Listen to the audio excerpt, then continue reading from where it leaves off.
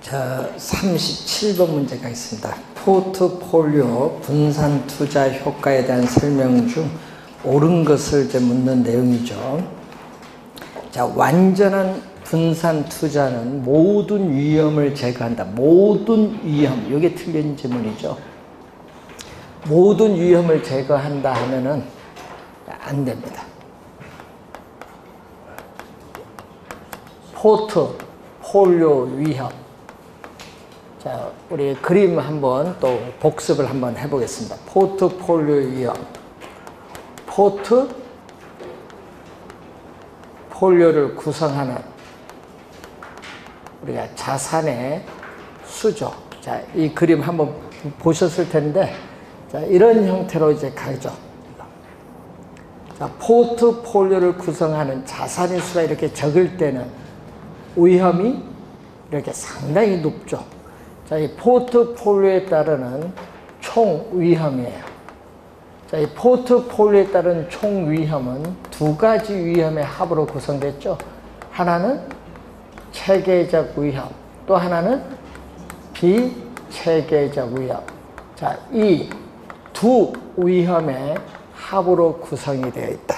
자, 이 그림을 보면은 이쪽 위험 하나 있고 또 하나가 요 밑에 있는 위험 요 하나가 있어요.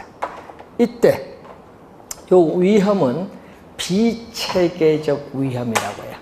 개별 부동산의 특성에 따라 야기되는 우리는 비체계적 위험으로서 우리는 투자 대상을 다양화하여 분산 투자를 함으로써 비체계적 위험은 제거를 할 수가 있습니다.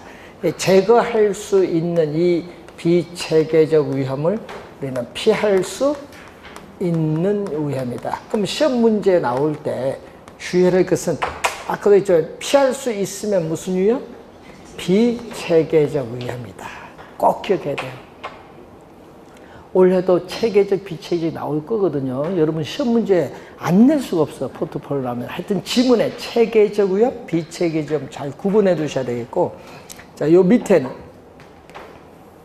이 밑에는 체계적 위험. 자, 체계적 위험인데, 경기 침체, 대출 금리 인상, 인플레이션이 발생하면은 시장에 존재하는 모든 부동산에 다 영향을 미치기 때문에 피할 수 있다, 없다? 없다. 네, 피할 수 없는 위험. 그래서 여러분이 위에는 피할 수 있는 위험, 체계적 위험은 피할 수 없는 위험, 시장의 힘에 의해서 야기되는 시장 위험이기 때문에 피할 수 없는 위험. 자, 그러면은 포트폴리오를 구성하는 자산의 수가 이렇게 많아질수록 비체계적 위험은 점점 줄어들다가 여기까지 오면 완전히 제거되고 뭐만 남아요? 요거 체계적 위험, 요것만 남죠. 근데 요거는요, 자산을 많이 더 구성하여도 요거는 없어지지 않습니다. 그래서 모든 위험이 제거되는 것이 아니라 체계적 위험은 제거가 불가능해요. 모든 위험이 제거되는 게 아니죠. 체계적 위험은 제거는 불가능하지만 비체계적 위험은 0까지 줄일 수는 있어요. 모든 위험하면 안 되죠. 뭐가 제거된다? 비체계적 위험을 제거하는 거죠.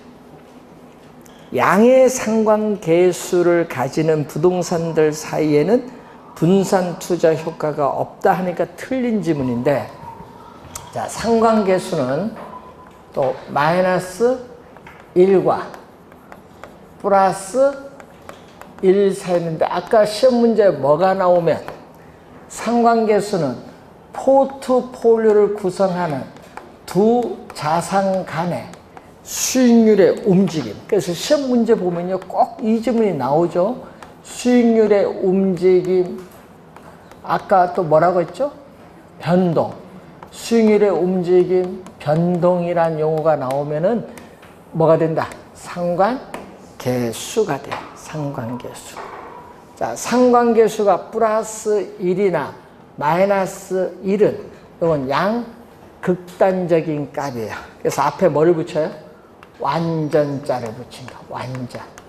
그럼 마이너스 1일 때는 뭐죠? 완전한 마이너스 음의 상관관계 라는 말을 쓰고, 여기는 플러스 1일 때는 여기는 또 완전한 양의 상관관계.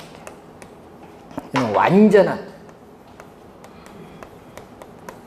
양의 상관관계.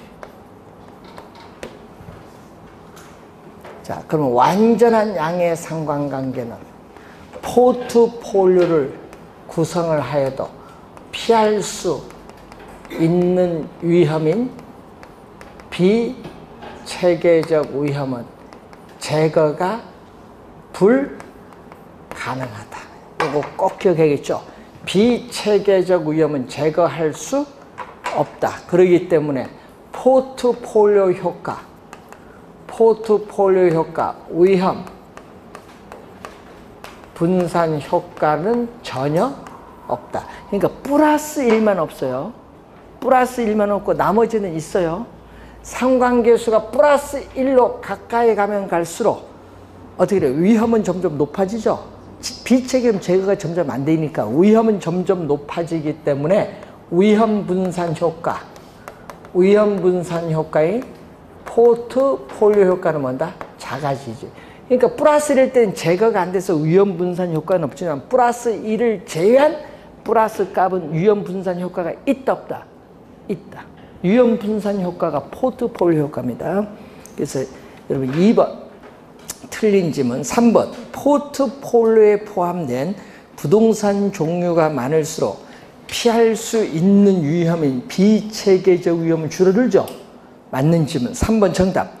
4, 5 종류의 부동산을 구입을 하기 전에는 분산 투자 효과가 없다 하니까 틀렸어요. 하여튼 2개 이상의 자산에 분산 투자를 하면 분산 투자 효과 있습니다. 분산 투자로 포트폴리오의 기대 수익률이 줄는다. 자, 이런 포트폴리오는 뭐죠?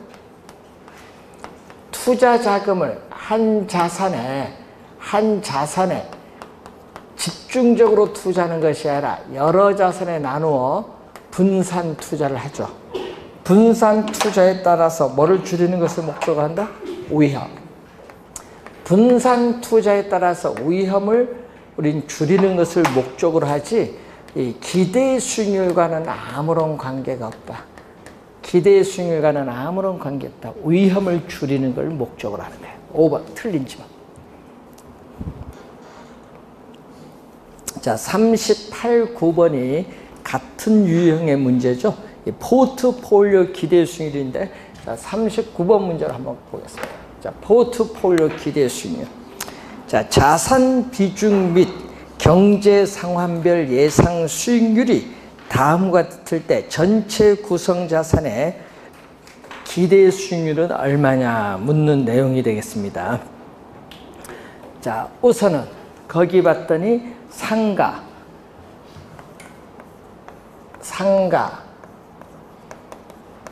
오피스텔,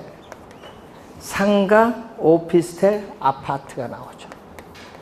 자, 우선 상가의 기대, 자, 상가의 기대 수익률은 얼마냐? 자, 호황일 경우에 몇 프로?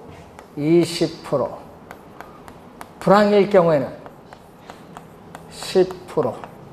자, 호황일 경우에는 20%가 나오고 불황일 경우에는 10%인데 문제는 거기 관로 안에 봤더니 어떻게 돼? 호황률 확률은 몇 프로?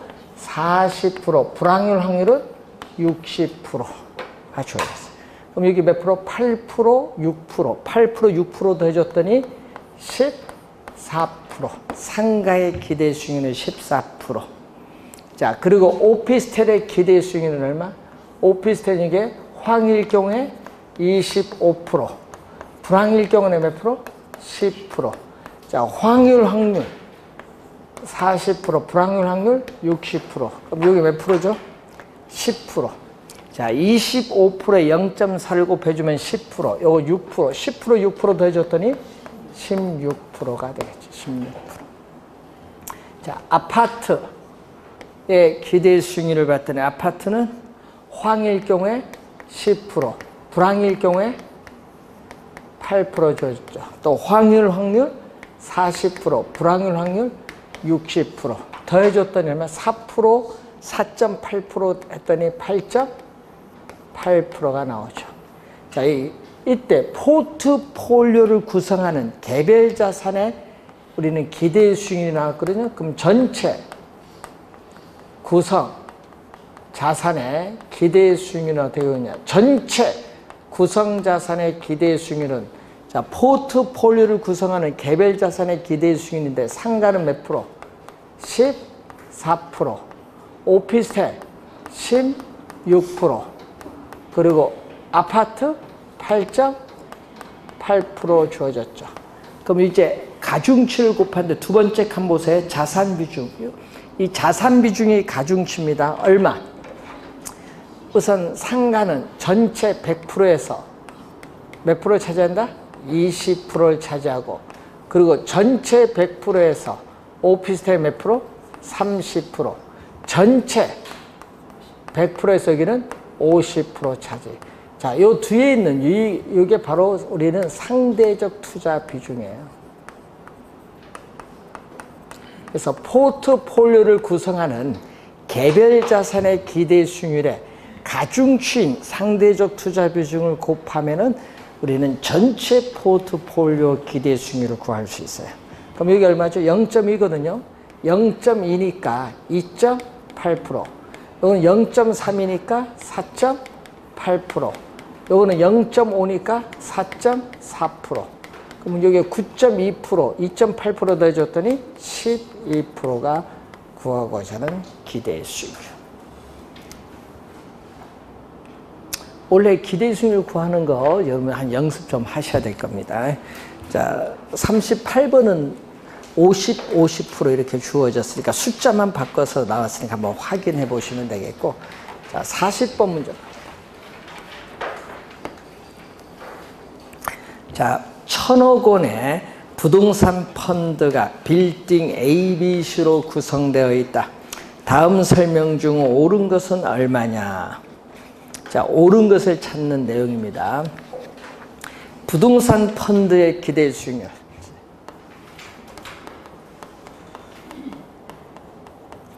자, 펀드의 기대 수익률을 봤더니 A는 몇 프로? 6%.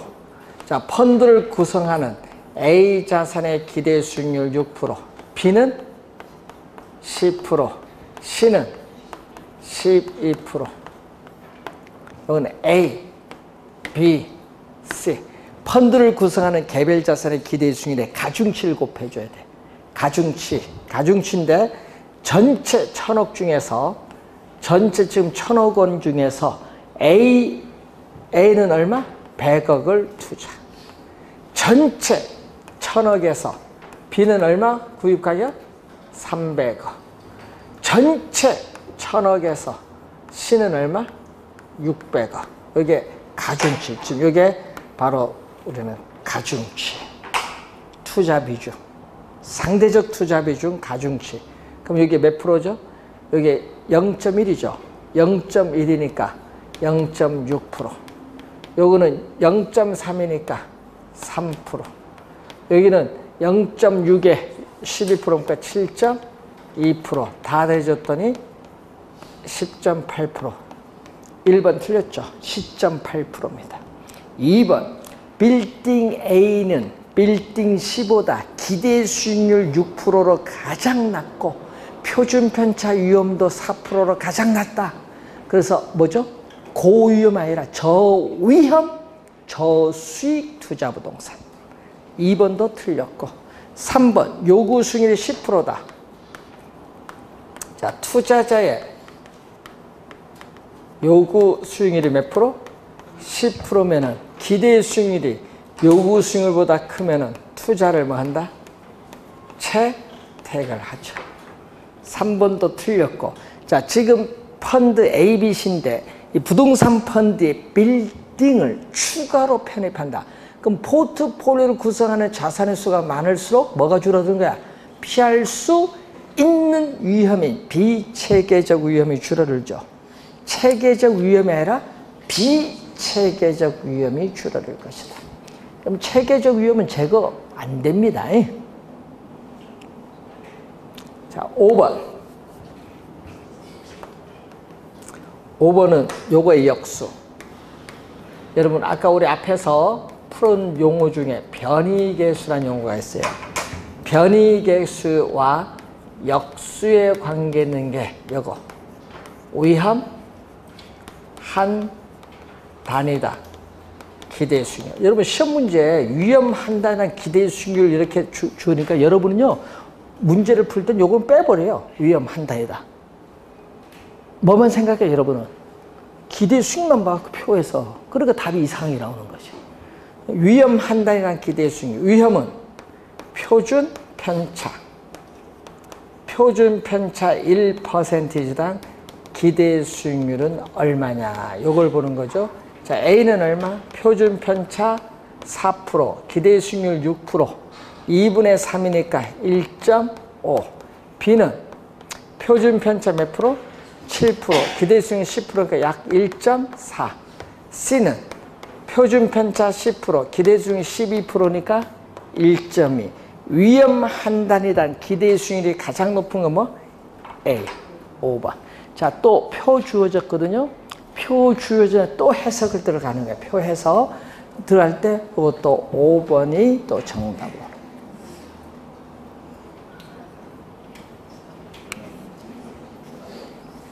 이런 건 5번부터 빨리 풀어보는 게 시간 절약할 수 있죠. 41번.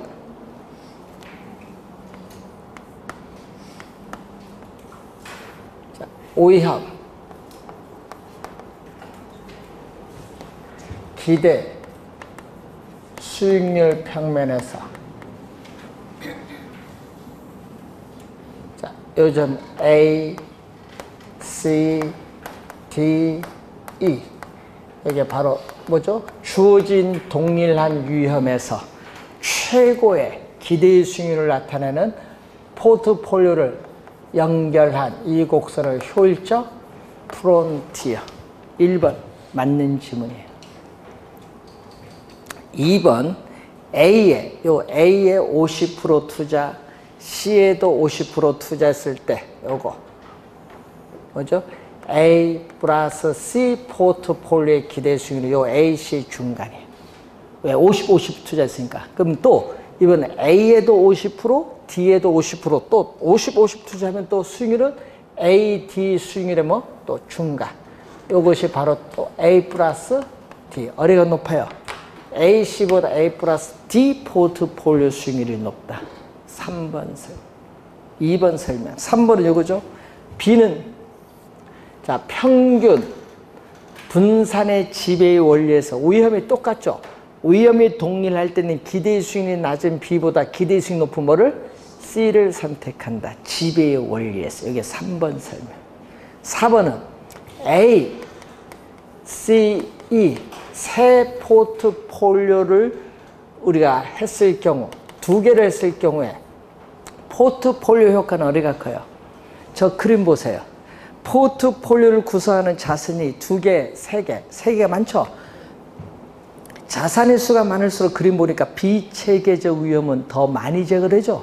비체계적 위험이 더 많이 제거되는 것은 포트폴리오 효과가 큰 거예요.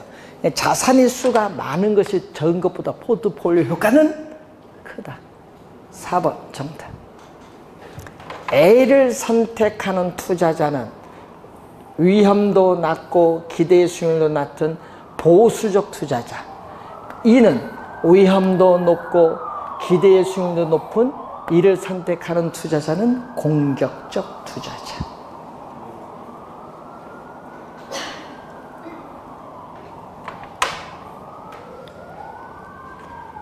(42번) 문제로 갑니다. 포트폴리오 이론에 따르는 설명 틀린 겁니다. 체계적 위험은 분산 투자를 통해서 회피할 수 없다. 여러분 피할 수 있다 없다? 없죠. 체계적인 없어요. 맞는 질문. 맨 끝에 없다가 포인트죠. 2번 위험과 수익은 상충관계 있죠. 자, 여러분 투자자가 부담하는 위험이 높을수록 수익률도 높아지는 게 상충관계에 있어요. 그래서 효율적 투자선 요거죠. 효율적 프론티어를 다른 말로 효율적 투자선은 우하향한다, 우상향한다. 오른쪽 위를 향하는 우상향합니다. 2번 접니다. 투자자 무차별 곡선과 효율적 투자선. 여러분 투자자의 위험에 대한 태도. 자, 이렇게 투자자의 위험에 대한 태도를 나타내는 무차별 곡선과 효율적 프론트가 요거 뭐 하는 점? 접하는 점. 접점의 동그라미. 이 접하는 점, 접점에서 뭐가 달성된다? 최적 포트폴리오가 달성된다. 접점입니다. 만나는 점 하면 안 됩니다. 접하는 점, 접점이라는 거. 접점에 동그라미 치시고. 자, 네 번째 갑니다. 비체계적 위험은 개별적인 부동산의 특성으로 야기되는 위험이에요. 투자 대상을 다양화하여 분산 투자를 하면서 제거할 수 있다, 없다? 있다. 피할 수 있는 위험이에요. 회피할 수 있다. 맞죠? 있다가 포인트. 5번. 포트폴리오를 구성하는 자산의 수익률 간 상관계수가 마이너스예요. 자, 여러분 마이너스일 때는 완전한 음의 상관관계거든요. 이때는 포트폴리오를 구성하는 자산의 구성비를 조정하면은 피할 수 있는 위험인 비체계적 위험은 어디까지? 0까지 줄일 수 있다. 그러니까 어디로 갈수록 좋은 거예요? 마이너스 1로 갈수록 비체계적 0으로 가까이 가니까 포트폴리오 효과는 크죠. 마이너스 1로 갈수록 좋은 거예요. 그래서 마이너스 1로 갈수록 크고 플러스 1로 갈수록 작아요. 그러니까 플러스 1보다 마이너스 1로 갈수록 포트폴리오 효과는 크다. 여기 5번 선.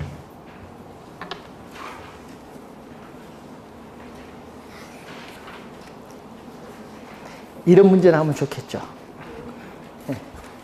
이 42번도 이런 거 쉬운데요. 시험장 가면 이게 또 갑자기 안 보여. 막 쉬운 문제다. 여러분 이 42번 이런 문제가 시험에 나오면 이런 건 맞춰줘야 돼요. 숫자도 아니고. 이런 문제가 난이도 중이에요. 난이도. 우리 시험 문제에 개론에 난이도가 상, 중, 하가 있는데 이 중하에서는 거의 어떻게 많이 맞춰줘야 돼. 상은 이건 틀려도 괜찮아요. 왜? 내가 못 풀면 다른 사람도 못 풀어. 이거는 신경 쓰지 마세요. 그런데 여러분은요, 공부하는 거 보면 여기에 신경 너무 많이 써. 여기에 신경 써야 되는데. 자, 여러분 항상 공부 요령은요, 개론만 커피 마시면 집에 앉아서 풀면 잘 풀어요. 민법도 있어요. 네? 그러니까 여러분 이제 모의고사 이제 7월부터 모의고사 이제 들어가면 시간 배분 한번 보세요.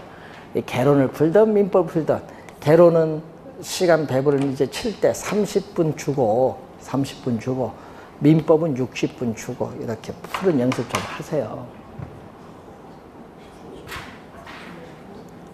100분이잖아요. 시험 문제가 100분. 네? 개론 30분 딱 풀어서 옮기는 연습해야 되겠다. 답지 옮기는 연습. 점수는 신경 쓰지 말고 답지도 못 옮겨. 왜 이게 안 돼가지고 옮긴데. 왜냐? 옮기다가 한 칸 내려 쓴 사람도 있어요. 번호가. 여러분 그래서 조심해야 하는 게 여러분 시험 딱 치고 나서 3, 4번에 시험 땡 울리기 전에 3, 4번 답지 바꿔 안 바꿔줘요. 야, 그래 내락해 그거. 그러면 또 어떻게 돼? 바꿔줘서 하면 답지 뺏어가거든요. 막 울면 쫓아갑니다. 그러면 어떻게 돼? 안 주면요 그 앞에 빨간 시 적어버려. 컨닝 채팅했다. 그럼 0점 처리야. 예? 그래서 옛날은 봐줬는데 요즘은 안 봐줘요. 예? 그래서 어떤 분은 뒤에서부터 답지 가져오라 해. 앞으로 막 걸어가면은 막 사람들이 막 민감해. 그러니까 이제 풀면서 답 옮기 연습하세요. 그게 제일 정확해. 하나 틀리면 여기 있잖아요. 쫙 붙이면 되잖아요. 알죠? 수정 테이프. 볼펜으로 하면 안 되고, 이거 테이프. 그런 것도 연습 좀 하시고. 그리고 칠 때 이렇게 쳐야 됩니다. 그러면 10분 남아요. 10분 남으면은 10개 안 풀었잖아요, 개로. 그거 풀면 되지. 쉬운, 딱 보면은 상 10개 안 풀었잖아요. 쉬운 거 2개 딱 풀면은 이제 한 7, 8분 남았어요. 이제 무엇을 찍을 것인가 이제 생각을 이제 그 시간에 해야지. 이렇게 합격을 해요, 여러분이. 이렇게 되면 시간 여유가 있어요. 그런데 여기 50, 50 하면 떨어집니다. 개론 50 하면 떨어져. 이런 민법, 여러분 쉬운 게 아니에요. 민법 시간 많이 활용해야 돼요. 개론은 10개 포기했잖아요. 포기. 10개 뭐 포기했어? 상, 계산 문제, 8문제, 10문제 중에 2문제 푼다 치고 8개 포기했잖아요. 그거 왜 풀어, 계산 문제를? 여러분, 그날 딱 가서 수식해서 간단한 거 아니면 여러분 시간 오래 걸려. 시간 왜 뺏겨? 풀고 떨어지라고 내는 문제인데. 그래서 이제 연습을 할 때는 항상 한글을 좀 푸세요. 한글. 숫자 말고 한글. 네? 한글을 먼저 푸세요. 그리고 한글 풀 때 좀 주의를 좀 해야 되는 게 새로운 지문 나올 때 좀 주의하시면서 연습 좀 해야 돼요. 그리고 작년에도 시험에 우리 결혼 시험장 보면요. 작년 시험에 그 점수들이 안 나온 이유들이 뭐냐 하면은 작년 시험 보면 무슨 암기 비법이 있어요. 결혼에 이해를 못하면 못 풀어 요즘에. 여러분 출제 기준이요. 암기 갖고 딱 맞출 수 있는 문제는 8문제 내외예요. 그러니 점수가 안 나오지. 결혼 좀 이해하면요. 7, 80 나오는데 안 나온 사람 너무 격차가 벌어져. 점수 분포를 보면. 그래서 작년에도 그런 점수 너무 많아요. 예? 그래서 가장 우리는 그런 얘기를 많이 해요. 동영상이 결혼 다 버려놨다고. 얘는 동영상 없을 때 공부 열심히 했는데 요즘은 시험에 안 나올 것만 공부하는 것 같아. 예? 여러분 출제위원들이 막 뭐라 해요. 이 결혼 교수들 보고. 제발 좀 시험 나올 거 강의하라고. 왜 시험 안 나올 거 강의해? 그래서 시험 치고 나서 욕은 누구한테 해? 출제 교수한테 하고. 예? 여러분이 지금 동영상의 가장 큰 문제지 뭔지 시험에 안 나올 거 강의하는 게 80% 넘어. 다 분석을 하잖아요. 위에서. 그걸 모르고 못 들어? 시험에 안 나올 걸? 나중에 시험 쳐보면 알아요. 여러분 다 본 시험 딱 가면은. 좀 이제 하면은 공부할 때 그러면 요거는 좀 공부하지 말고 여기서 좀 많이 맞추자. 여기서 몇 개? 70점 맞추자. 예? 여기서 70점 맞아야지. 예? 그럼 여기서 70점인데 몇 개요? 28개예요. 28문제. 28문제 4문제 틀려도 60점이에요. 틀릴 수도 있지. 예? 헷갈려서. 그러면 요거는 괜찮아요. 요걸 완벽히 공부하면은 여러분 이제 방학이니까 방학 서비스로 여기 8개씩이에요. 14회 시험에 저희들이 인력관리공단 고시 제2팀이 여러분 중개사 담당해요.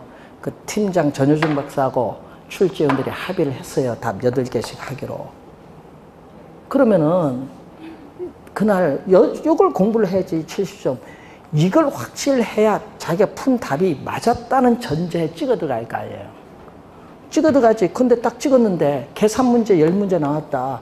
2문제 쉬운 거 1번 내에 풀었어. 근데 그 문제가 답이 하나는 1번이야. 탄력성 풀었는데. 또 하나 아까처럼 박스 나왔는데 5번이 답이야. 야, 그러면 완전 신문 거야. 그럼 나머지 계산 1, 5번 답이 아니다. 딱 하고 여기서 찍어 들어가는데 빨리 봐야지. 답지 다 보입니다. 보면은 딱 보는데 2번에 보니까 답이 3개밖에 없고 3번에 답이 10개다. 그럼 2개 틀렸어 우선.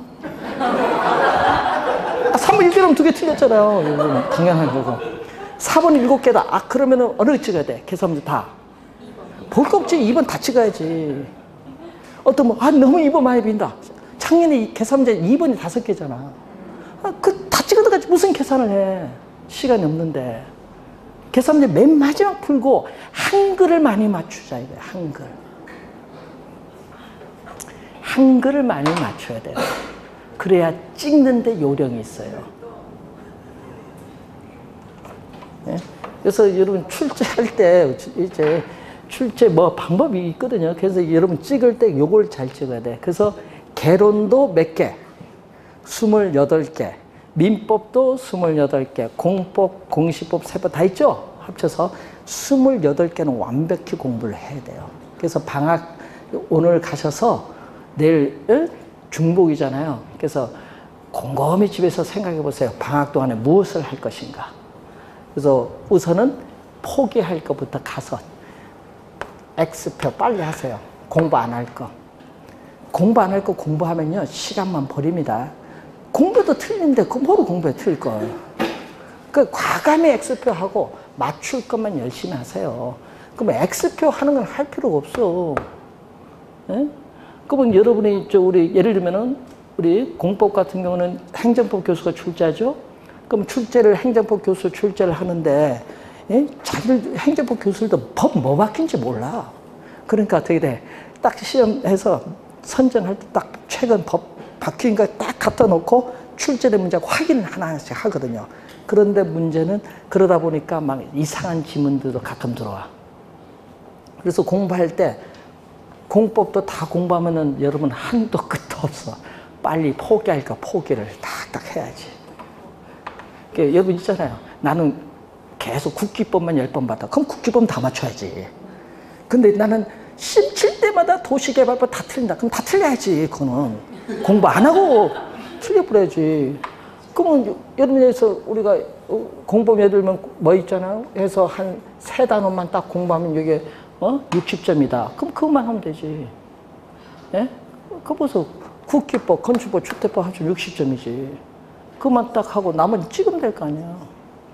예? 가장 어려운 게 출제위원 하면요. 최근 10년간 보면 제일 여러분에게 어렵게 게 도정법하고 도시개발법인데 그쪽은 계속 법 바뀌니까. 그러니까 요걸 완벽히 정해서 아까처럼 뭐 찍어 들어가면 돼요. 8개씩이잖아. 그러니까 자기가 공부한 건 다 맞았다는 전제 하에. 그렇죠? 예? 그래서 그런 걸 잘 하셔야 돼요. 요즘에 보니까 예? 찍는 것도 하나의 실력이에요. 네? 그래서 공부할 때 참고 많이 삼으세요. 근데 그걸 연습을 하려면은 40문제 놓고 연습을 해야 돼요. 40문제. 그래서 여러분 우리 9월달 가면 모의고사 나오잖아요. 개로는 답이 다 8개씩이에요. 찍는 연습 좀 해야 돼. 9월달 가서. 그래서 한글 풀고 어떻게 찍어 들어가는가. 그걸 연습해야 이제 본시험 가서 마음 놓고 찍어 들어가는 거예요. 숙달을 좀 시켜야지. 그날 가서 찍으면 여러분 또 불안해서 못 찍어. 모의고사 치면서 연습 좀 하셔야 돼. 9월달 가서는 그런 걸 연습하는 겁니다. 그러니까 지금 점수 안 나와도 신경 쓰지 마세요. 9월달 가면 점수 다 잘 나옵니다. 작년에 40점도 합격했습니다. 1, 2차. 그 9월달 가면 찍 연습 배우면 그거 하니까 합격하지. 전체 다 공부하니까 점수가 안 나와서 떨어지는 거예요. 그러니까 안 나오는 거 과감히 틀려버려야지. 그러니까 100% 공부하면 안 됩니다. 그래서 오늘 집에 가셔서 잘 정리하세요. 왜 이 얘기 할지 궁금하죠? 원래 시험 칠 때 늘 얘기지만 계산 문제는 쉬운 거 2개만 풀고 나머지는 풀려고 하지 마세요. 네? 계산 문제는 무조건 뒤로 넘겨놓고 한글 풀고 민법 풀고 그 다음에 푸는 거예요. 개론 민법 다 풀고 한글 숫자는 다 맨 마지막에. 그러면 합격 빨라집니다.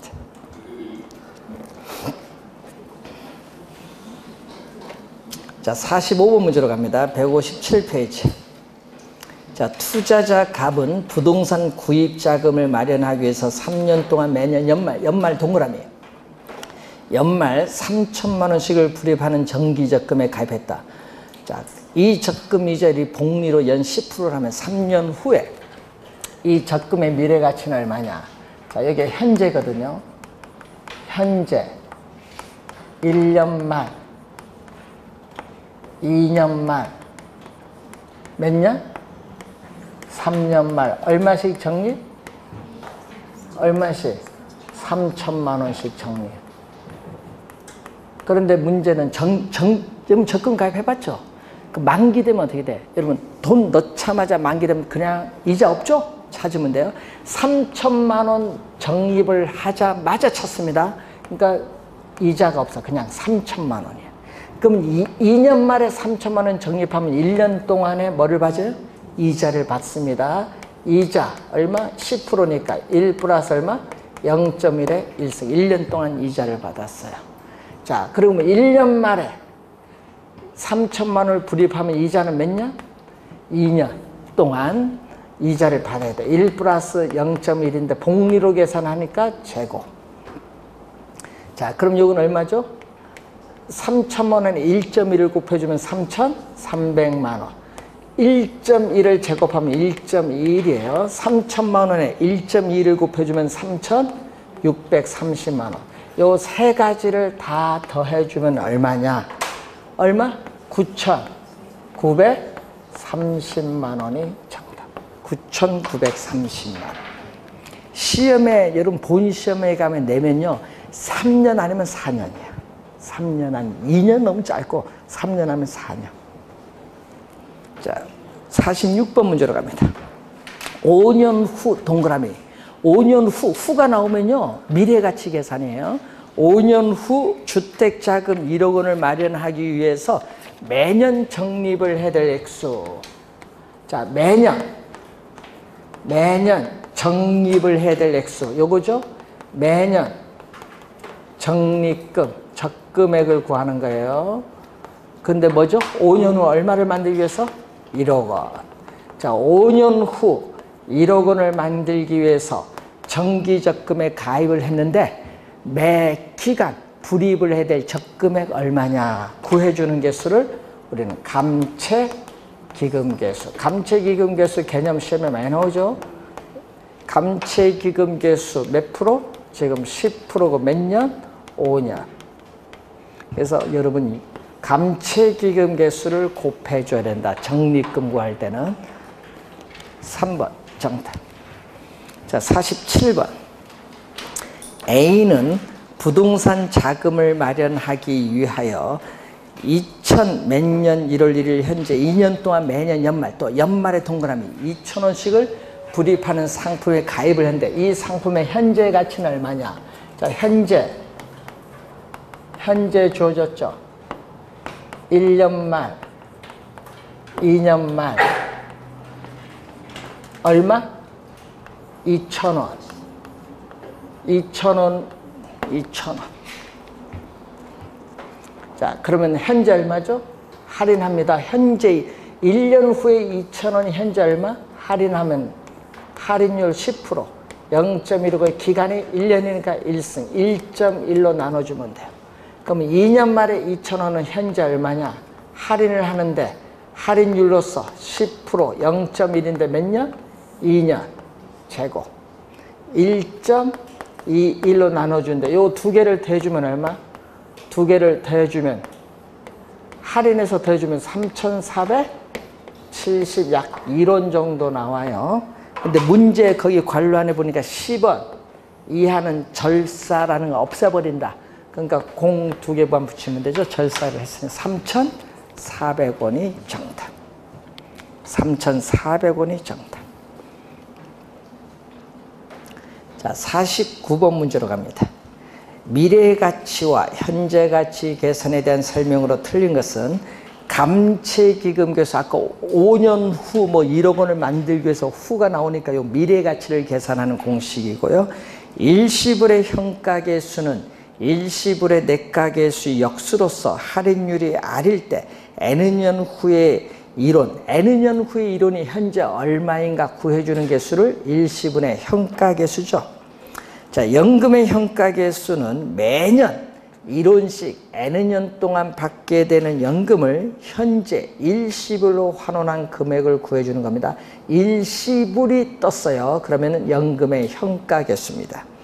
연금의 현재 가치는 매 기간 연금액에 뭐를 곱해주면? 연금의 현가계수를 곱해주면 돼요. 4번이 그렇고 그러면 또 매 기간 연금액 매 기간 받는 연금액의 내가계수를 곱해주면 어떻게 돼요? 연금의 내가계수를 곱해주면 뭐를 구할 수 있다? 연금의 미래 가치를 구할 수 있지. 자, 5번. 저당 상수는 일정한 금액을 빌렸다. 대출받았을 때 매 기간마다 갚아 나갈 원금 이자의 합계를 구하기 위한 것인데, 연금의 내가가 아니라 저당 상수는 연금의 현가계수의 역수다. 연금의 현가계수 역수. 자, 50번. 화폐 시간 가치에 관한 설명으로 드린 것은 연금의 미래가치 계수를 계산하는 공식에서는 이자를 계산하는 방법으로 이자의 이자를 지급을 하는 복리 방식을 채택합니다. 자, 원리금 균등 상환 방식. 자, 여러분 CPM은 원리금 균등 상환 방식으로 대출을 받았을 경우에 우리는 매년 원리금 상환액을 구하기 위해서는 뭐다? 대출금에 뭐를 곱해준다? 저당 상수를 곱해준다. 자, 여러분 요 수식은요 절대 잊어버리면 안 됩니다. 원래 출제합니다. 대출금에 저당 상수를 곱해야 원리금 상환을 구한다. 올해 10월달 출제하는 수식이에요. 상당히 이거는 꼭 기억하고 다니셔야 됩니다. 자, 2번 맞는 지문이고, 3번 5년 후 주택 구입에 필요한 자금 3억을 마련한다. 자, 또 5년 후 얼마를? 5년 후 주택 구입에 필요한 자금 얼마를 마련하기 위해서? 3억 원을 마련하기 위해서.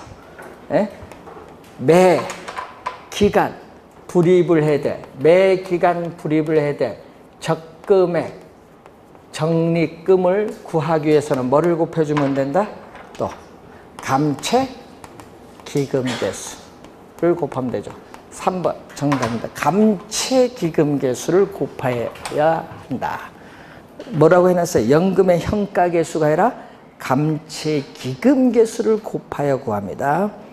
자, 4번에 매월 말 50만 원 수익, 매월 말 50만 원씩 5년간 들어올 것으로 예상되는 임대료 수입의 현재 가치.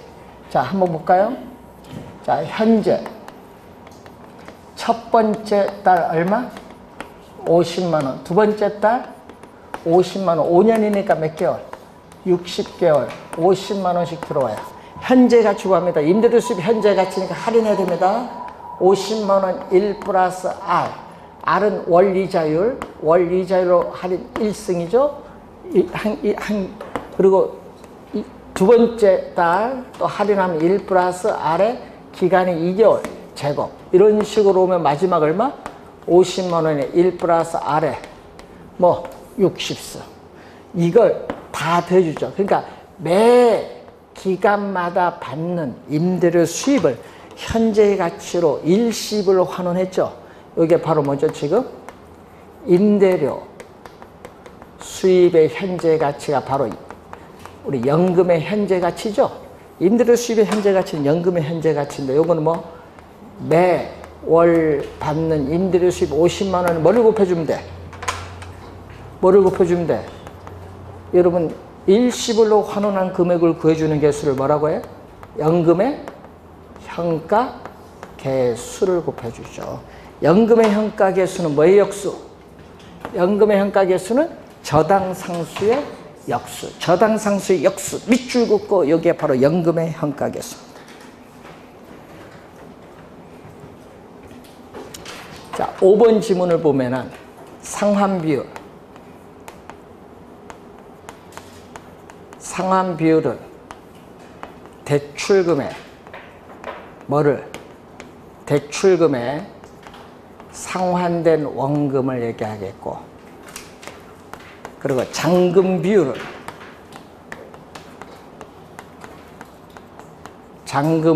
아까 우리 앞에서 배우셨는데, 앞 시간에 대출금에서 뭐가 차지하는 비율? 미상환된 원금이 차지하는 비율. 분모는 대출금 같고 요 두 개 더해주면 대출금이거든요. 1이 돼. 상환 비율과 잔금 비율을 대주면 1이 된다는 내용입니다. 자, 160페이지에 52번 문제 보시면은 다음은 10년간 매년 원리금 균등 상환 조건. 자, 원리금 균등 상환 조건 밑줄. 원리금 균등 상환 조건은 연이절 10%, 융자 10억을 받고 6년의 경관 시점에서 매년의 원리금 상환 구한다. 자, 매년의 원리금 상환액 얼마? 매년 원리금 상환액은 대출금 얼마죠? 10억. 대출금 10억에 뭐를 곱해줘야 된다? 저당 상수를 곱해준대. 연이자율 10%. 몇 년? 대출기간 몇 년? 만기 10년. 자, 그 표에서 보세요. 표에서 저당 상수 찾고 10년 찾아보세요. 0.16이라는 숫자가 나왔어요. 10억에 0.1을 곱하면 1억 6천만 원이 매년의 원리금 상환에. 자, 그러면은 한번 볼까요? 현재. 자, 현재 주어졌는데 1년, 2년, 3년, 4년, 5년, 6년, 7년, 8년, 9년, 10년. 자, 매년 원리금 균등 상환이니까 매년 동일한 금액을 이렇게 갚아요. 6년이 경관 시점이니까 6년까지는 갚았어. 6년이 경관 시점이니까 그러면 6년 경과 후에 미상환된 원금 얼마냐? 미상환된 잔금액, 미상환된 원금 얼마냐? 자, 요거는 뭐죠? 원금 플러스 이자예요. 원금 플러스 이자, 원리금 상환액 1억 6천만 원입니다. 그런데 문제는 요걸 미상환된 원금 구하니까 요걸 6년 지난 시점으로 할인해야 돼요. 그러면 7년 차에 할인해 들어오죠. 1 플러스 얼마? 10%, 0.1에 1서. 8년 차도 들어와야 돼요. A. 1 플러스 0.1에 제곱. 할인해 들어와야 돼. 다 이렇게. 그럼 또 A 얼마? 1 플러스 R에 몇 년? 3년. 마지막 얼마? 또 A. 1 플러스 R에 4제곱. 자, 요 수식은 또 A라는 공통되는 거 묶어내면은 1 플러스 R에 1서. 1 플러스 R에 4승분의 1인데 요게 뭐냐면요. 요 숫자는 자, 여러분 매년 동일한 금액 A1을 현재 일시불로 환원한 금액을 구해주는 개수를 연금의 현가계수예요. 요 파란 수식은 연금의 현가계수인데 10%인데 중요한 건 여기 4년 이건데 여기 10년이 아니에요. 4년이라는 거. 여기 10년이 아니라 몇 년? 4년. 이 말은 중도 상환 시점에서 만기까지 남아있는 기간이에요. 무슨 거? 자녀. 중도 상환 시점에서 만기까지 남아있는 기간에 연금의 현가계수 여기 A 곱해주면 돼. 얼마? A는 1억 6천만 원에 찾아봅니다. 표 연금의 현가계수 4년 얼마? 3.16 곱해주면 약 5억 넘네요. 그 2번 정도. 그래서 여러분이 중도 상환 시에 미상환된 원금을 구할 때는 매 기간 원리금 상환액에 뭐를 곱해준다? 연금의 현가계수를 곱해주는데 연금의 현가계수는 중도 상환 시점에서 만기까지 남아있는 기간의 연금의 현가계수를 곱해준다. 그걸 알면은 이제 풀리는 문제. 한번 확인해 보시기 바라고 우리가 다음 주에는 여러분 54번 문제 영업의 현금 흐름 계산부터 시작하도록 하겠습니다. 자, 여러분이 다음 주 모의고사 잘 치시고요. 휴가 잘 갔다 오시고 우리가 8월 첫째 주에 뵙겠습니다. 수고 많으셨습니다.